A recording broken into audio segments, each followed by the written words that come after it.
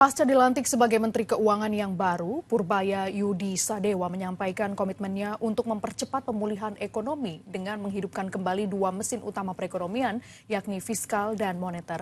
Salah satu langkah yang diambil adalah mencairkan dana pemerintah 200 triliun rupiah yang berada di rekening Bank Indonesia untuk disuntikan ke sistem perbankan guna menggerakkan roda ekonomi. Dalam rapat kerja bersama Komisi 11 DPR RI hari Rabu, Menteri Keuangan yang baru Purbaya mengatakan yang menjadi salah satu alasan rendahnya pertumbuhan ekonomi saat ini adalah karena belanja pemerintah berjalan lambat dan kebijakan moneter terlalu ketat. Sebagai langkah awal, Purbaya mengatakan sudah melapor kepada Presiden Prabowo Subianto terkait memasukkan dana besar ke sistem perekonomian. Dan cara yang dilakukan adalah dengan mencairkan dana pemerintah sebesar 200 triliun rupiah yang berada di rekening Bank Indonesia untuk disuntikan ke sistem perbankan guna menggerakkan roda ekonomi. Dia akan terpaksa mencari return yang lebih tinggi dari cost-nya. Disitulah mulai pertumbuhan kredit tumbuh.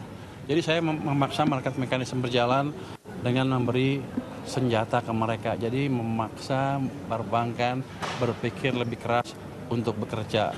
Usai rapat bersama DPR, Menkeu langsung bertemu dengan Presiden terkait langkah yang akan dilakukan. Dan Presiden sendiri dikabarkan telah menyetujui rencana Menteri Keuangan Purbaya untuk menggerakkan perekonomian nasional.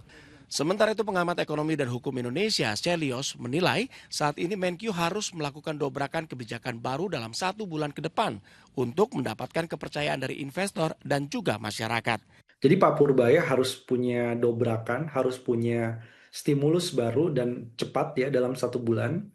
Apakah ada bantuan subsidi upah untuk kelompok menengah yang selama ini belum mendapatkan banyak perhatian dari sisi APBN, dan juga bagaimana mencegah efisiensi anggaran membuat pemerintah daerah tidak bergerak atau tidak mampu menstimulus ekonomi di daerah.